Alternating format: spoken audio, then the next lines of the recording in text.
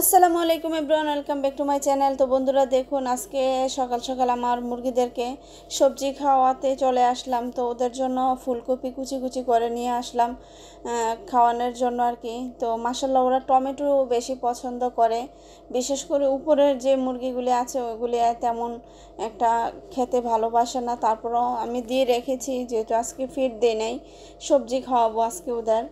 তো আমি আজকে পুরা দিনটাই আমি ওদেরকে সবজি খাওয়ানোর চিন্তা ভাবনা করেছি, কারণ যেহেতু শীতকাল চলে গিয়েছে, এখন গরমকাল আসছে। আসলে সবাই গরমকালে চেষ্টা করবেন বন্ধুরা হাঁস মুরগিকে একটু সবজি খাওয়ানোর জন্য। তো তাইলে এটা ভালো হয় আর কি, ওই মানে দুইভাবে হয়, উপকার হয়। তো একটা হয়েছে খরচের দিক দিয়েও বাঁচে, আর দ্বিতীয় কথা হলো মাঝে মধ্যে শাকসবজি বা অন্য কিছু খাওয়াইলে মুরগার জন্য সেটা ভালো। তো ভিটামিনের দিক দিয়ে অনেক বেশি ভালো হয় আর কি।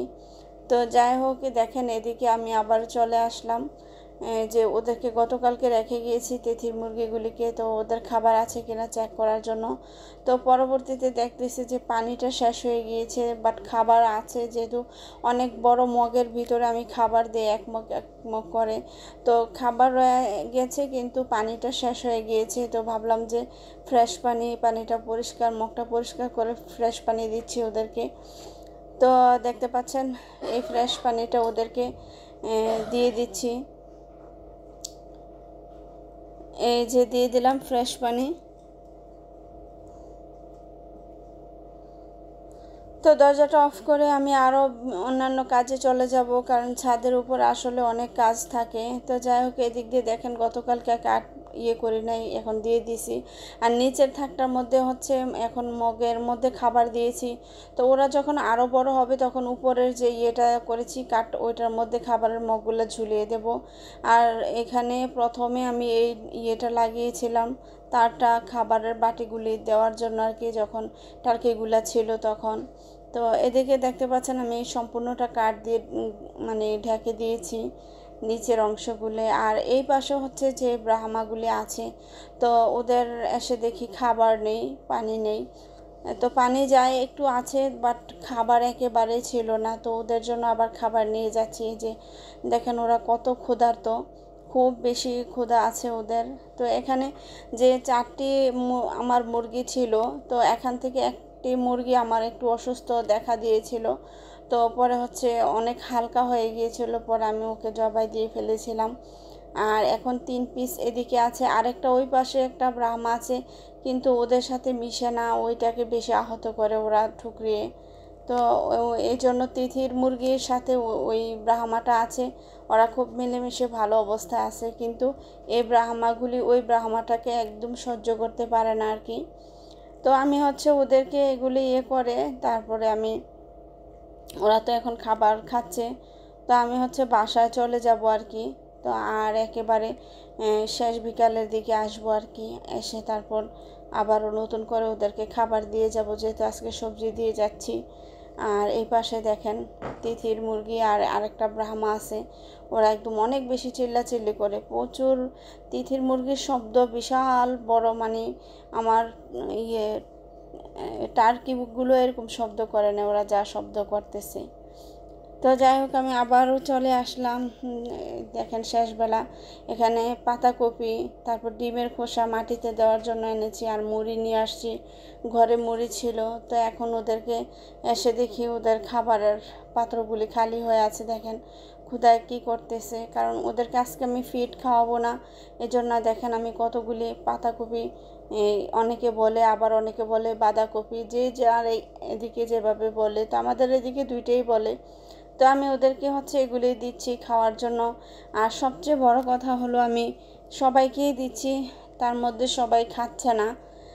তো এইখানে গুলটুসি দিয়েছি, গুলটুসি খায় না। এই যে গুলটুসি একদম ভয় পেয়ে গেছে, এগুলা কি দিয়েছি।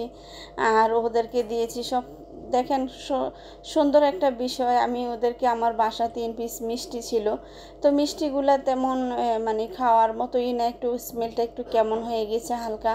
তো ভাবলাম যে এগুলো নিজেরা খাবো না, দেখি মুরগি খায় কিনা।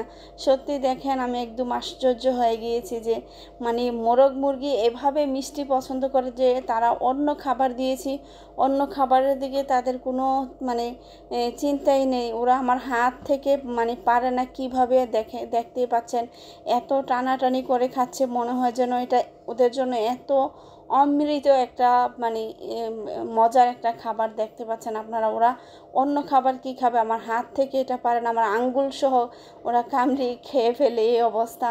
আমি অবাক হয়ে গিয়েছি। কিছুদিন আগে আমার বাসাতেও আরও অনেক মিষ্টি ছিল, এগুলো একটু স্মেলটা অন্যরকম হয়ে গিয়েছিল, এক বক্স আমি এগুলো ফেলে দিয়েছি। আসলে আমি এরকমটা যদি জানতাম তাহলে আমি ওদের জন্য নিয়ে আসতাম। তো আর এইখানে দেখেন সোনালি মোরগ মুরগিগুলি ভয় পাইতেছে, ওরা খাইতে চাইতেছে না।